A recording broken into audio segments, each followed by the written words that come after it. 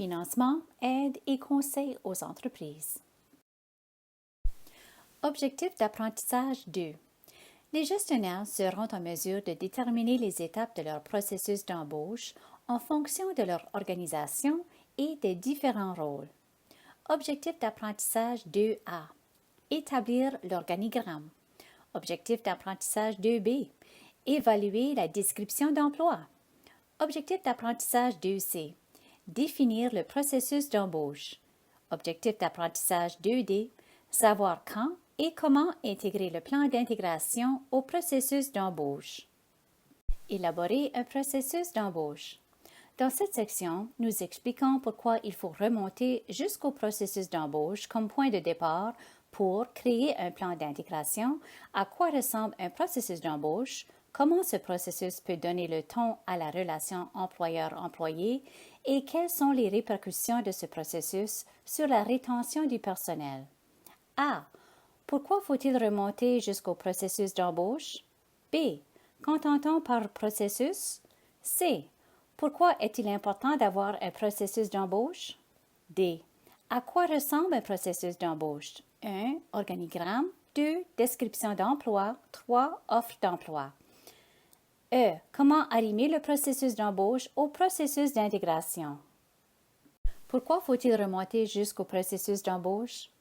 Le processus d'embauche, c'est le point de départ par excellence pour concevoir un plan d'intégration bien structuré, puisqu'il détermine le rôle des nouveaux employés et forme leur première impression de vous en tant qu'employeur.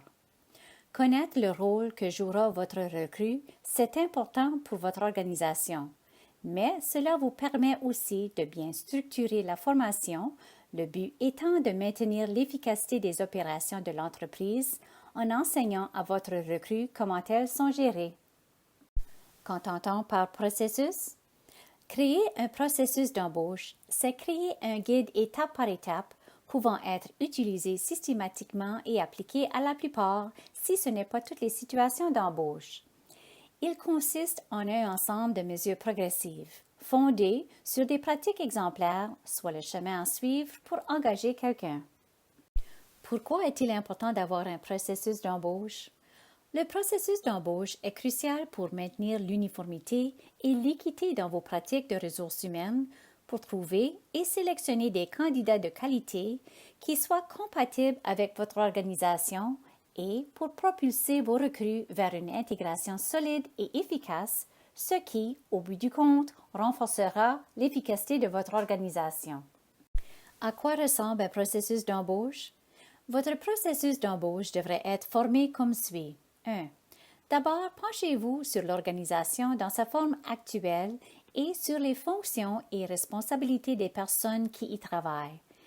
Examinez non seulement l'organigramme, mais aussi les rôles réels que les employés remplissent et les effets que ces rôles produisent. Votre entreprise ne se compose peut-être que de 2 ou 3 personnes. Sont-elles bien dans leur poste? Peuvent-elles travailler au maximum de leur capacité productive? Posez-vous les bonnes questions sur le fonctionnement de votre entreprise et sur la façon dont vous employez votre personnel. Il faut voir votre entreprise comme un système, une machine. Prenons par exemple un commerce de détail. Vous avez en poste un assistant aux ventes qui accueille les clients dans la boutique, répond à leurs questions et effectue les transactions.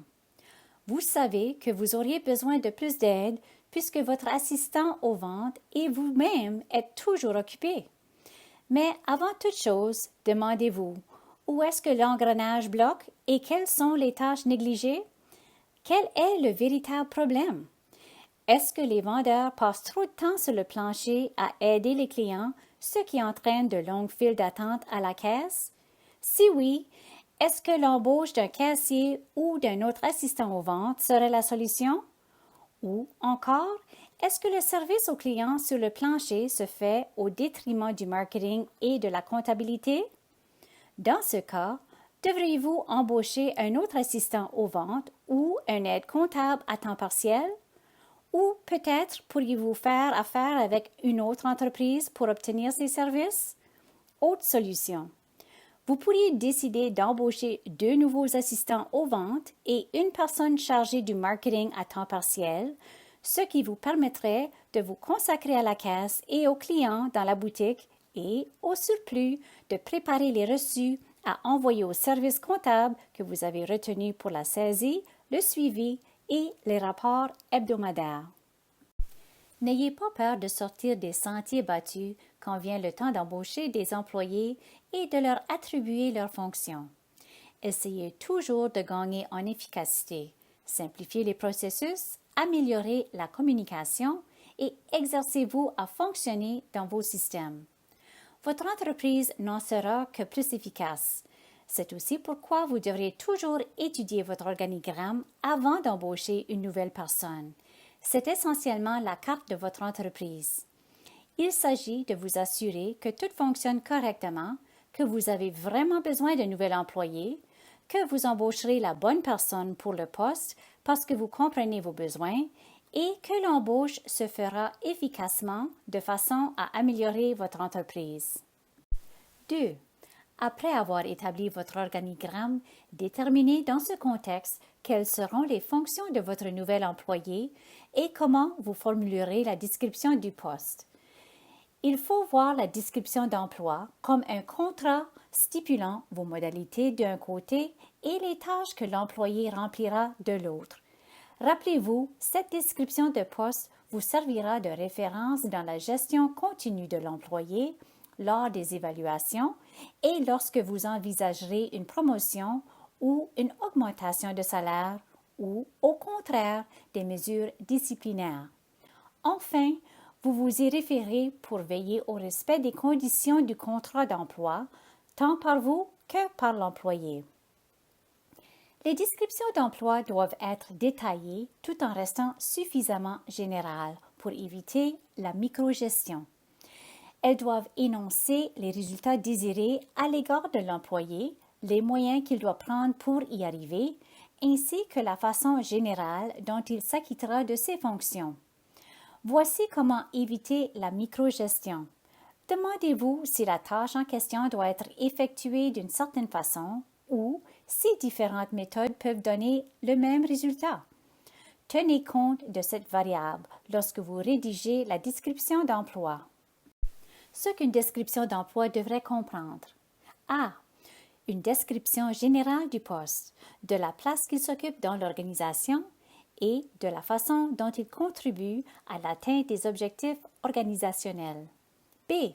La liste des tâches et fonctions que l'employé doit accomplir. Par exemple, réception de la marchandise, gestion des opérations sur le plancher ou organisation de l'horaire de travail hebdomadaire. C.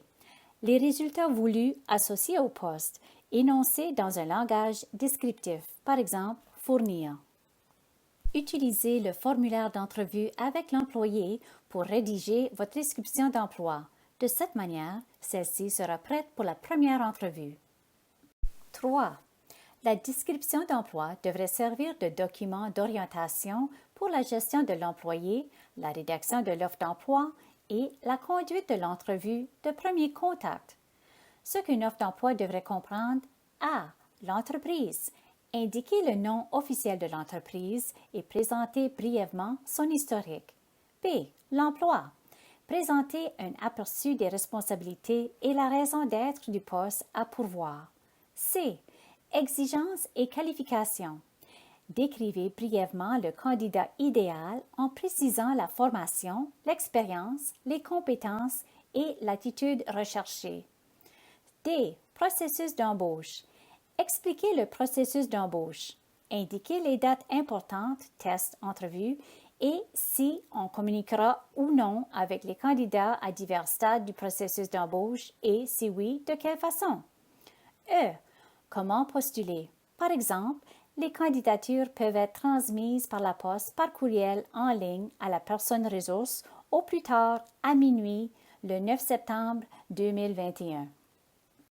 4. Enfin, vous procéderez à l'entrevue initiale où vous passerez en revue l'offre et la description d'emploi et discuterez de tout point mal compris ou de toute divergence. Dans le formulaire d'entrevue avec l'employé, Vous pourrez indiquer les moyens pris pour assurer la réussite de l'employé au sein de votre entreprise et consigner les résultats obtenus par rapport aux attentes. Comment arrimer le processus d'embauche au processus d'intégration? Le processus d'embauche génère des renseignements essentiels au plan d'intégration. Par l'intermédiaire de votre processus d'embauche, vous vous assurez de comprendre le bagage recherché, mais c'est aussi un point de référence pour déterminer quelle formation sera requise pour préparer le nouvel employé à travailler dans votre entreprise. Résumé. Dans cette section du cours d'intégration des CBDC, nous avons traité du processus d'embauche comme du point de départ par excellence de tout processus d'intégration bien structuré, comme d'un guide étape par étape à utiliser systématiquement pour l'embauche de nouveaux employés et comme d'un processus important pour le plan d'intégration qui génère les renseignements essentiels à l'élaboration de ce dernier. Financement, aide et conseils aux entreprises.